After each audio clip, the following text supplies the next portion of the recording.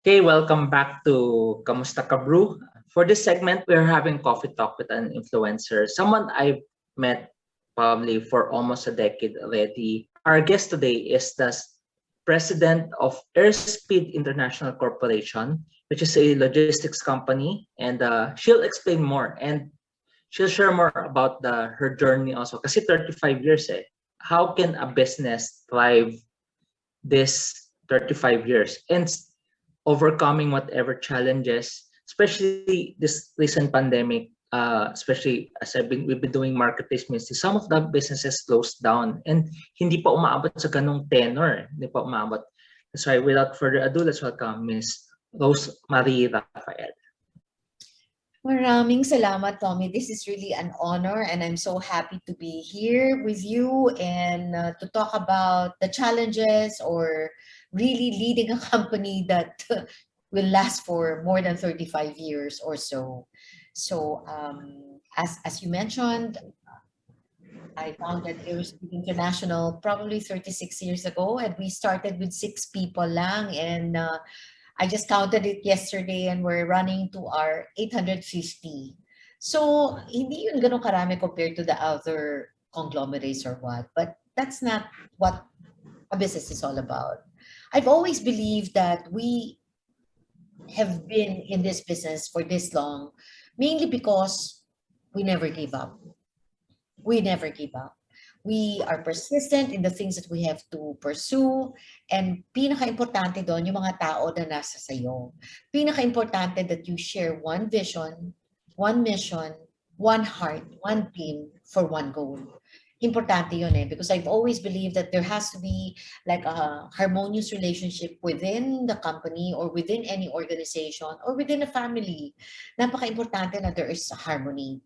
There is no problem about arguing or discussing, but as long as when you argue about something that you're able to come up with a resolution and everybody will have to support that decision. Kasi alam mo naman natin, Tommy, na there are things wherein people will say, oh sige, okay na yan, di bali na yan. But then at their backs, they talk about why that decision has been made. So pinaka-importante yon, one vision, one heart, one team. Number two, you really also have to be relentless, unstoppable in the sense that alam natin, klaro sa atin kung ano yung values natin, alam natin kung ano yung direction na gusto nating puntahan, and the values will have to be aligned with the people that you're going to have with you. Because as we go through the journey of building the business or doing business or managing the business, napaka-importante na yung mga tao na nasa sayo, tao na gumaganap sa mga kanya-kanyang designated task, pareho rin ng vision, pareho rin ng values. And the values that we have are so simple. It's loyalty, kasi kung hindi ka nakatanim ng matagal sa isang lugar, paano ka magkakaroon ng ugat? Napaka-importante yon. And then integrity, because integrity is really, I believe, the glue that puts everything together. It's integrity. It's really what you say, what you promise. Kaya nga, ang brand promise ng Airspeed is we make it happen. So talagang, I think it's really in the DNA of each of our people that we have to make sure that we make it happen, that we serve our customers, we serve the communities where we are in. Then, napaka-importante rin yung value of honor and respect, that we are able to respect no matter what your rank is, no matter what the position is, whether janitor, it doesn't really matter whether presidente ka or ano, dapat may value of honor and respect. Then, of course, instilled in each of the people in our company's operational excellence. So there's excellence in the things that we do. Hindi pwede yung, pwede na yan, okay na yan, dapat excellence. And excellence, we know that, Tommy, is not an act. It is a habit. The more you do something excellently, the more you become good at it. And I think through the years, because they've been practicing being excellent in the things they do, it became part of them. And again, stewardship.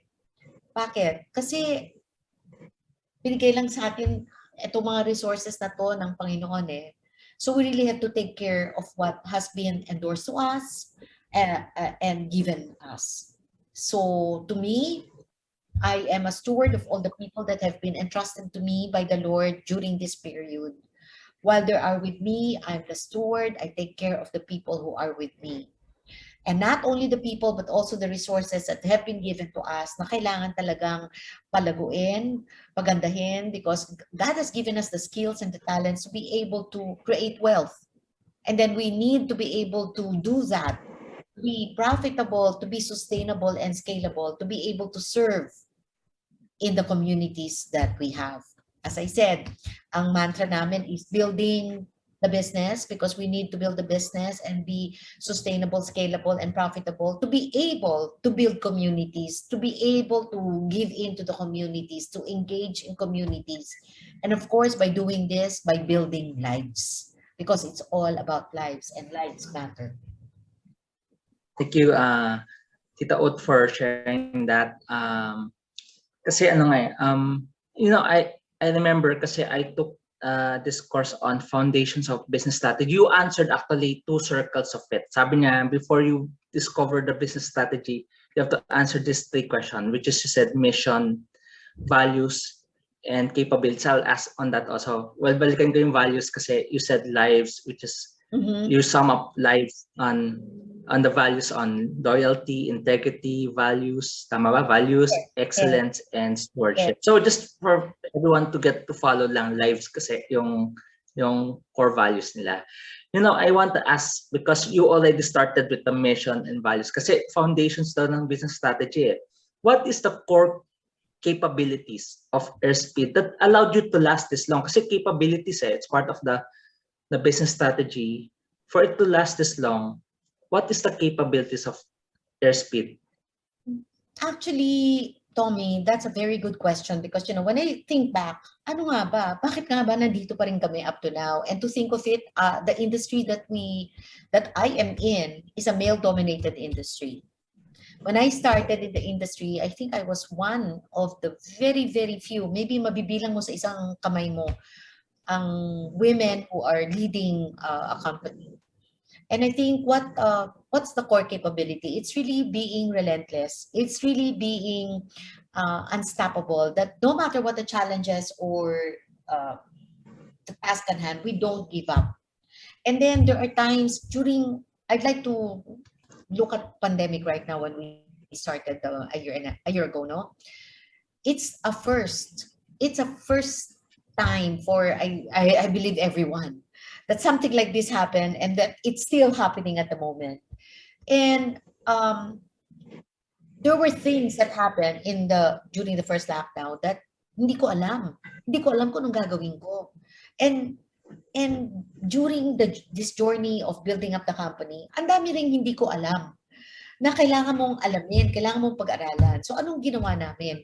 Pinag-aralan namin. Inalam namin, and we brought in people who can help us, consult with us, or even brought them in as part of Airspeed. So we cannot come up with excuses na, ay, hindi ko alam yan. Ayoko ng ano yan. Kasi kung nandun ka na sa industriya na yon, and then something that is related to your industry comes in as an opportunity, there are 2 choices we have to make. Is this opportunity something that will be aligned with what we are doing? Or is this opportunity is just like parang an opportunity in front of you, but is actually a distraction? Because there are some opportunities that can be a distraction and not aligned with really the direction that you have. But one very important thing there is you have to know where you want to be. And you have to know who you are at this point. And if there is a gap, how do you fill up that gap? So we knew who we are, we knew where we want to be, and we were able to identify what to do, how to do it, to be able to get where we are. If you will see, I think I've mentioned to you the services that we've came up with. We started, why is the name Airspeed? Because we started with just air freight. That's what I know best. That's where I started, air freight. And because I know that particular market so well, we became one of the top 5, top 10 during that period in the air freight forwarders industry. But then again, just like now, what's happening, no? How do you do it? How do you adapt when the market is changing so quick? I cannot stick to something that parang ano yung, alam mo yun, yung pocket bell, alam mo, ang tawag doon, yung pocket bell, di ba? Hindi na naging uso. Pag hindi ka naka-adapt na meron ng cellphone, meron ano, anong mangyayari? So we really have to learn how to adapt. We really have to learn how to be agile and see what's going on. What are the trends? What's happening? Is it something that you really can do or not do? So from air freight, we got into sea freight, we got into traditional customs brokerage, and then from there we went to customs cross-border for e-commerce, warehousing cross-dock, e-commerce fulfillment, and last mile delivery. At marami pa kaming platforms na ginawa during COVID, especially during COVID because that was really the need. Thank you for sharing that, Tita Ut. Maganda yung share mo kasi we keep on studying. Like what you shared about capabilities, you are probably one of the first few women CEO in the industry. Kasi rare naman here in the Philippines, di pa rin ganun kadami ang women CEO pa naman. At the same time, you said about the capabilities, part of the capabilities you shared is about learning. And yun nga, this pandemic really forced me to learn also because like yung taking course, because I have to understand how to adjust then. Like when you mentioned about mission, vision, nakita ko, uy, yun yung tituro din mission, vision, and capabilities. And you also mentioned about being agile. And when I was learning about agile, I realized organizations cannot stick to their old ways, especially now. Like for example, there are ever-changing protocols. Talagang you have to learn what's next. Talagang the learning never stops. That's why I realized so many Filipinos, especially in the marketplace, and as we minister to them, they will always say, gusto ko magnegosyo. That's my aspiration. I want to be free from my employer na. But the thing is, they don't want to study. They assume pwedeng hulaan, they could just copy another person or nag-click yun baka pwede kong copyhin. But if people fail to study, wala din. Kaya that's why in a normal study nga daw, 3 to 5 years lang ang negosyo So, yung next question ko, I guess you get to answer na din yung paging agile, I guess to see how you invented new products. Yes. Pina-speed. So, yung mga e-commerce nyo, of course, the parents want their children to come in. Kasi yun ang sasalo Kasi, like in your case, 35 years, half of your life has been spent, more than half of your life was spent in building this in an empire or this conglomerate. Siyempre, inisip ko, typical parent, yung papasahan. Just like Abraham was concerned, si Eliezer na ba yung papasahan ko? But Isaac came to the picture, which is si Eliezer ba? Si Ishmael ba? Hindi si Isaac. And in your case, ano yung nangyari? Bakit? I have 4 children, Tommy, and my first daughter worked for us as well, but she now lives overseas, and I don't think she really liked the industry or to be in the industry. Kahit na gustuhin natin, hindi natin sila mapipilit di ba? Parang, no, kasi if your heart is not in it, mahirap. So, iba na ngayon hindi katulad noon, parang pwedeng sabihin mo sa mga anak mo na, oh, dito ka magtatrabaho, magdoktor ka, mag-engineer ka. Parang hindi na ganoon And I don't want to force them because if you force them, then hindi maganda yung result. But, buti na lang na si Javi is into it. His heart is into it. He sees the opportunity in it, but he worked outside first. So he was able to develop good work ethics. very important yun eh. Because sometimes when you bring in your family into the business right after, I don't know, it may not be the case all the time, but to me, I feel that it's better that they are outside first. They understand work ethics. They understand that they have to do a particular task, and it's not because they're COO or child of the owner that more nga eh, that expectations are with ano eh, are higher when they are the children of the founder or the owner. So I can also understand how they feel. But then to me, my other daughter is also with us now, but she's just doing a certain task. And for her, she likes to be treated like any other person, like any other employee, which is great because she feels more accepted. So the feeling is I am happy that they're there because I know that syempre nandun yung malasakit, nandun yung ano, nandun yung um, concern and care. But I can tell you also, Tommy, that I have people in the company who are that way because we are like family.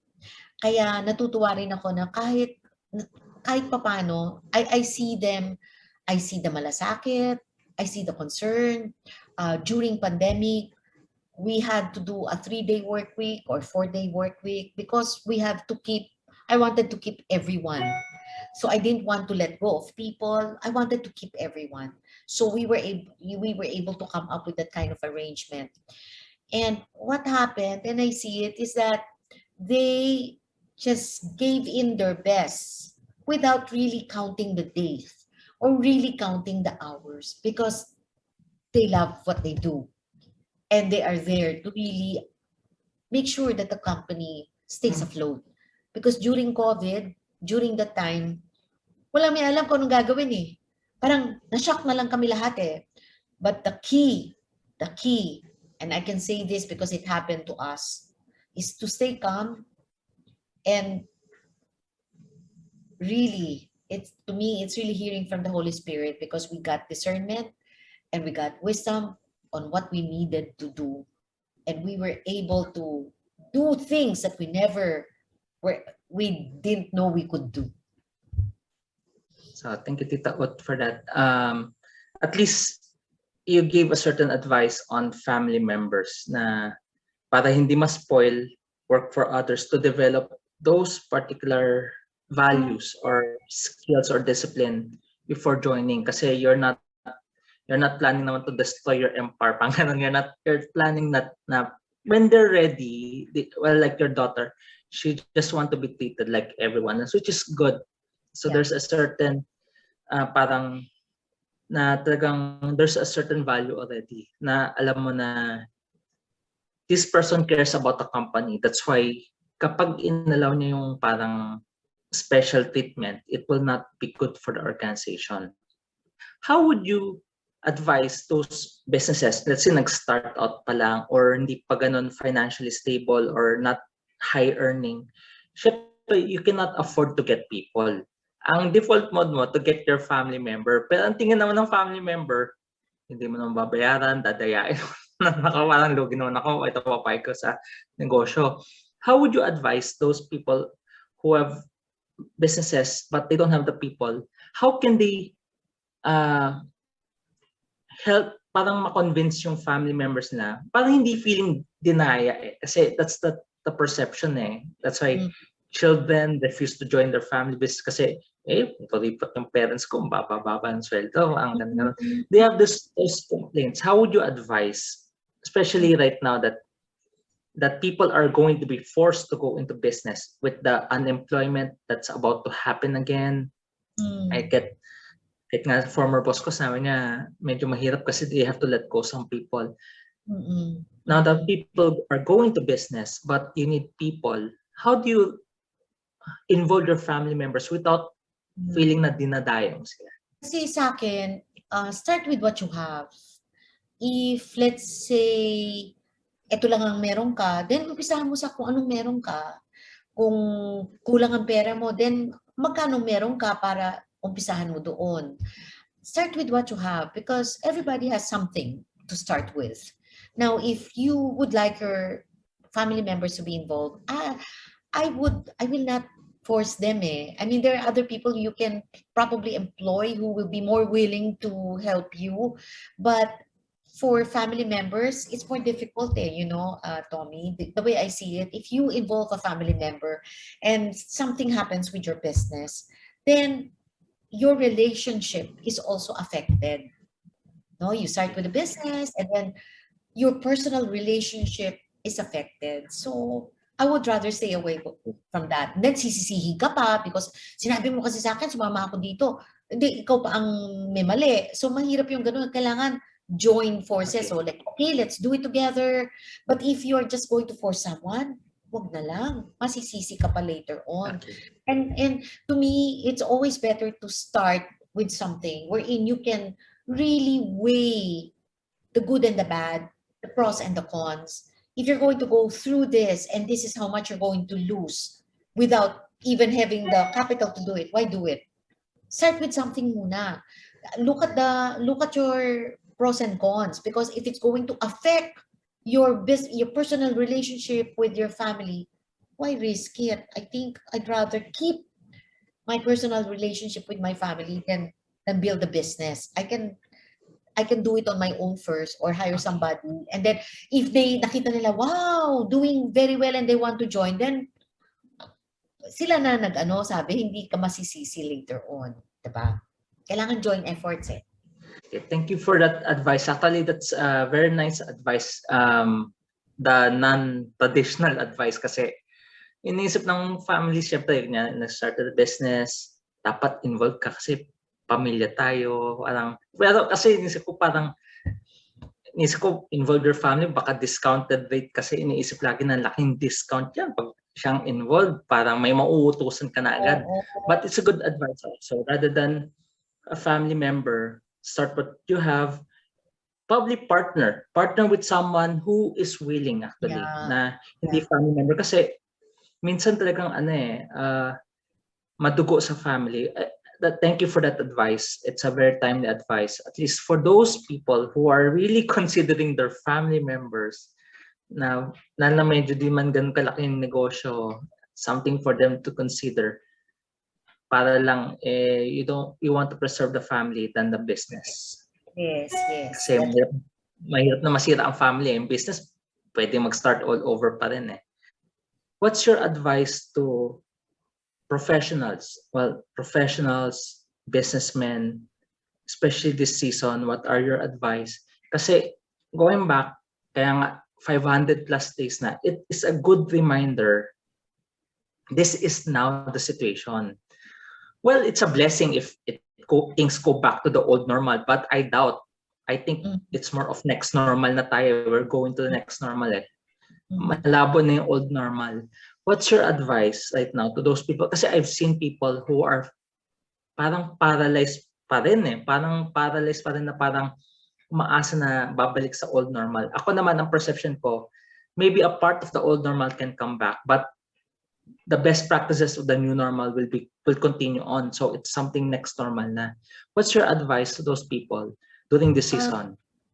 Tommy, kasi there are things we cannot control and there are things we can control. So what's happening out there, we cannot control whether there's this variant, new variant and all that. So we focus on what we can control. And we can focus on, okay, we have to have our employees vaccinated because I believe in herd immunity. So I really like, because kung hindi, lockdown lang tayo ng lockdown. Then what's going to happen next is going to be economic unrest and everything else. So wala, lockdown. So ang paniniwala ko, kailangan talaga merong vaccination. That's the only thing we can do eh. So that's something we can control. So we really make sure that our employees are all vaccinated. For those who do not want, it's so hard eh, because even in our industry, we have to go to companies and they would like our drivers or helpers to be vaccinated. Dapat meron silang or else antigen test ka na lang ng antigen test. So very important yon. So to me, we focus on what we can control. And this is really how to build a business again, how to help the other businesses wherein we can do deliveries for them. We came up with different platforms that will help small, medium entrepreneurs, even in the provinces. So we're coordinating with League of Municipalities and other companies. So we focus on the opportunities that we can build, because you are right. It's a new normal. And because of that, we really have to learn how to adapt to what can be done within the parameters that we have, within the boundaries that we have. Yes, there's going to be the next ECQ, but as because we're in the logistics company and we also deliver essentials, and so we still go ahead and do it. We prepare for what is needed. We prepare for if there's going to be like no commercial flights flying in, then we charter. We come up with things that we can prepare and plan for. Because if we focus on things we cannot control, we're going to be, you're right, we're going to be paralyzed. Believe it or not, Tommy, the first time this happened, yung pandemic, na-paralyzed din ako. Hindi ko alam kung anong gagawin ko. But I had to wake up and stand up and do what I can, because you lead eh. You lead your people eh. So you have to do what is needed, as I said, to build the business, build communities, and build lives. During the first lockdown, because we also have a food business, na ano rin kami, parang wow, anong gagawin namin? Pero alam mo, ginawa namin, donate kami sa mga frontliners sa mga ospital. And then when other people heard it, they also donated. We prepared food when there was really no restaurants available. We prepared food, we gave food. You have to have a purpose eh. When you know that you have a vision and you have a purpose in doing what you're doing, then you will be energized. You will be able to do what is needed and what is right. Thank you, Tita Ot. So anyway, before we end, I guess we can, just in case the viewers are interested, where they can look for Airspeed. Airspeed, what? Okay, we have our website, airspeed.ph, so you can just go through our website. And then we also have different platforms we have that we came up with during COVID. That's pinaspeed.com, and then we have speedgifts.ph, that's ordering platform as well.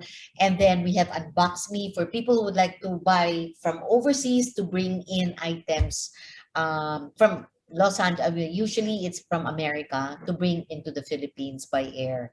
So we came up with different platforms, so you can always look us up, and we're happy to serve, and we make it happen for you. So thank you, Tita Ot.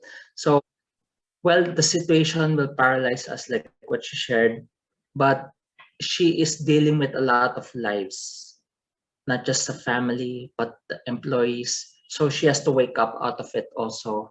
And the thing about the situation, what she shared, is we have to keep learning eh. Wala talagang one solution talaga basically in business, or we have to keep learning, we have to be agile, we have to adapt, we have to be open. Like for example, from a logistics, they have to consider e-commerce.